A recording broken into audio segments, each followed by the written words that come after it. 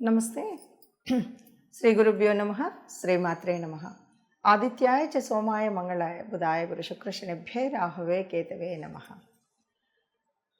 ప్రతి మాసంలో మాసఫలాలు, పక్షఫలాలు, వారఫలాలు, దినఫలాలు ఇలా ఫలితాలు చెప్పుకోవడం అనేటువంటిది అందరూ చేస్తున్నటువంటి పని.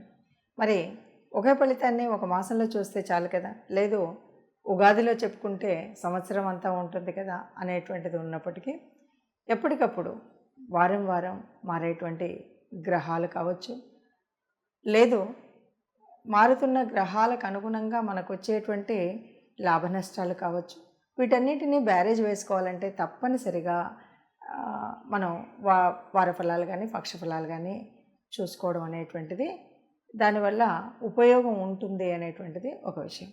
దానికోసం ప్రతి మాసంలోనూ పక్షఫలాలు చెప్పుకుంటూ ఉంటాం. అందులో భాగంగా మరి ఏప్రిల్ మాసంలో మొదటి పక్షానికి గాను ఫలితాలు. మొదటి పక్షం అంటే ఏప్రిల్ 1 నుండి 15 వరకు ఉండేటువంటి కాల పరిమితులు, గ్రహాల యొక్క స్థితి ఎట్లా ఉంటుంది, ఆ గ్రహాల స్థితి వల్ల మరి మిగతా అంటే 12 రాశులకు ఒక్కొక్కరికి ఆ గ్రహాల యొక్క యుతి కానీ దృష్టి కానీ వీటన్నిటి వల్ల ఉద్యోగ వ్యాపార సంతాన వివాహ విషయాల్లో మరి ఈ 15 రోజులకు ఎలా ఉంటుంది చూద్దాం.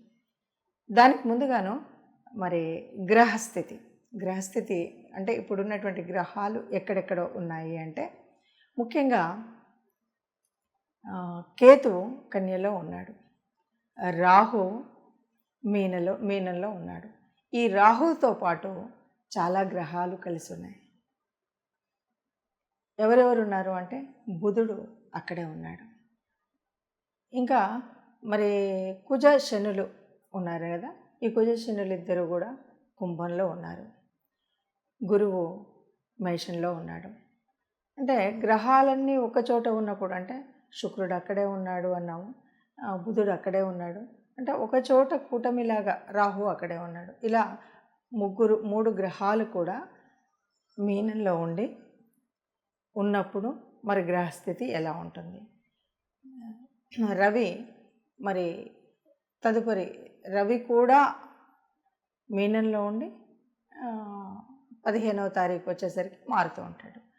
మరి ఇలాంటి పరిస్థితుల్లో గ్రహాలన్నీ ఒక చోట ఉన్నటువంటి పరిస్థితుల్లో 12 రాశులకు ఎలా ఉందో చూద్దాం.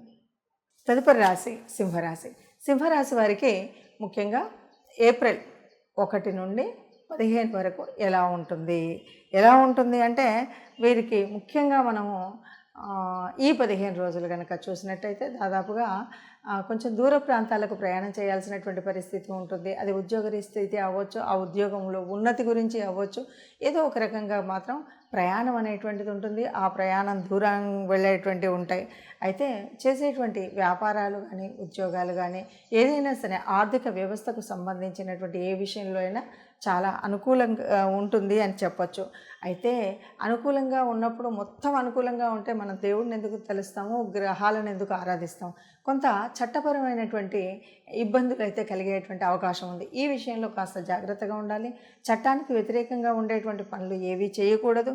అలాగే కోర్టు వ్యవహారాలు ఇవి ఉంటాయి కాబట్టి వీటి అంటే మనం కనుక క్రమశిక్షణతో ఉన్నట్టయితే ఇవన్నీ కూడా సవ్యమైనటువంటి దిశలో ప్రయాణించేటువంటి స్థితి ఉంటుంది. మనం అందుకని ఒక సన్మార్గంలో న్యాయ మార్గంలో కనుక వెళితే ఇవన్నీ కూడా పూర్తిగా మన వైపు ఉండేలాగా ఉంటాయి. కాబట్టి ఈ విషయాన్ని దృష్టిలో పెట్టుకొని వీటి వల్ల చికాకు పడి చింత పెట్టుకొని అనుకోనిటువంటి ఆలోచనలు ఎక్కువగా పెట్టుకొని అనారోగ్యానికి గురి అవ్వాల్సినటువంటి స్థితి కూడా ఉంటుంది ఎవరైతే ఎక్కువగా ఆలోచించి దాని గురించే ఒక రకమైనటువంటి వ్యధ చెందినప్పుడు. కాబట్టి వీటిని అంతగా వ్యధ చెందకుండా ఆరోగ్యాన్ని జాగ్రత్తగా పెట్టుకున్నట్టయితే బాగుంటుంది. ఆరోగ్యాన్ని పెట్టుకోవాలి, సరిగ్గా ఉండాలి అంటే తప్పనిసరిగా మీరు చేయవలసినటువంటి ఆరాధన ఏంటి అంటే సూర్యుడికి తప్పనిసరిగా సూర్య నమస్కారాలు చేయడమో లేకపోతే ఆదిత్య హృదయాన్ని వినడమో అనేటువంటి విషయాన్ని మర్చిపోకుండా ఉంటూ ఇష్టదేవత ఆరాధన చేయండి. ఈ దేవుడు ఆ దేవుడు అని చెప్పను, మీకు ఆరోగ్యం కోసమైనా సరే మీ మనసు ప్రశాంతంగా ఉండడం కోసమైనా ఇష్టదేవత ఆరాధన చేయడం అన్నటువంటిది మర్చిపోకుండా ఉన్నట్టయితే అంతా సవ్యంగా ఉంటుంది అని చెప్పచ్చు. చూశారు కదా. మరి ఇలా ఉన్నటువంటి గ్రహస్థితిలో ఎలా ఉంటుంది అంటే మొన్ననే ఉగాది చెప్పుకున్నప్పుడు మరి ఈ రాసులకి ఇలా ఉంది అని చెప్పినప్పుడు మరి ఇంతలో ఈ మార్పు ఏంటి అంటే ఒక్కొక్క రోజుకి కూడా మారుతుంది. అంటే కనీసం 2.5 రోజులకు ఒక్కసారి మారే చంద్రుడి యొక్క మార్పు వల్ల కూడా మానసిక స్థితి కానీ ఇవన్నీ మారుతూ ఉంటాయి. అందువల్ల తప్పనిసరిగా మనం చెప్పుకోవాల్సి వస్తుంది.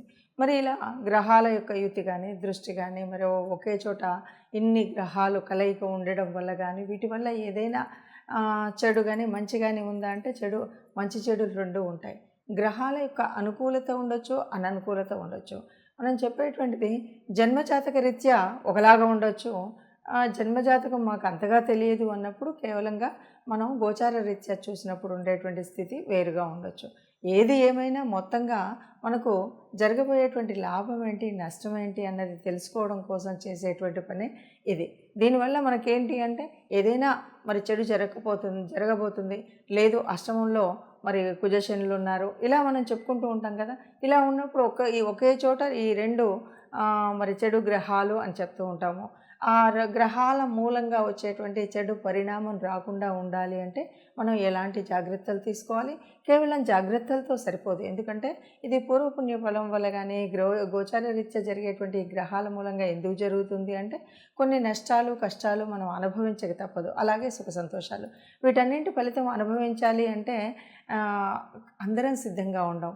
కొన్నిసార్లు కష్టాలన్నీ కూడా బాగా బాధనొత్తి కలిగించే విధంగా ఉంటాయి. మరి ఇలాంటప్పుడు దేవతా అనుగ్రహం కావాలి, గ్రహాల అనుకూలత కావాలి.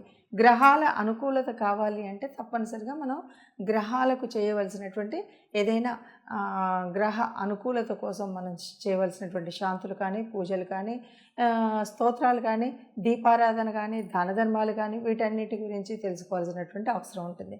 ఏది ఏమన్నా సరే నవగ్రహాలు అనగానే నవగ్రహాలన్నింటికి కూడా ఒక్కొక్క రాశికి ఒక్కొక్క రకమైనటువంటి దానం ధర్మం, ఒక్కొక్క దేవత అనుగ్రహం ఉండడం అనేటువంటిది ముఖ్యం.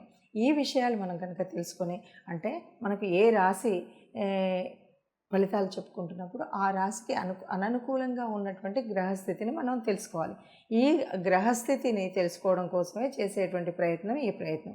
అలా తెలిసినప్పుడు ఆ గ్రహాల యొక్క అనుకూలత మన మీద ఉండడం కోసం ఆ గ్రహానికి సంబంధించినటువంటి దాన ధర్మాలు చేయాలి.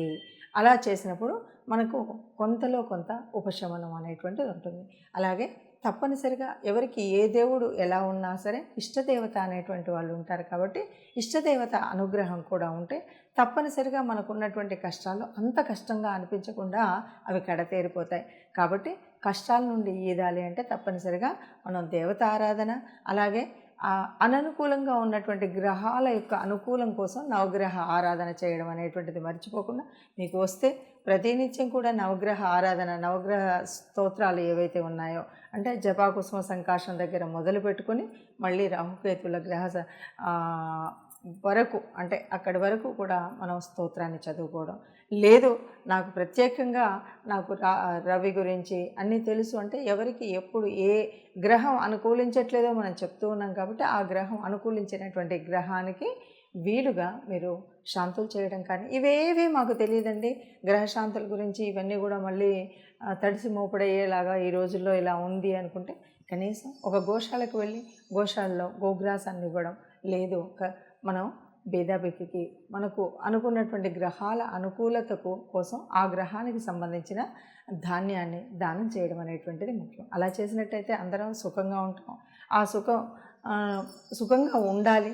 అలా సుఖంగా ఉండే వాళ్ళల్లో మనం కూడా ఉండాలని ఆశిస్తూ సర్వే జనా సుఖినో భవంతు.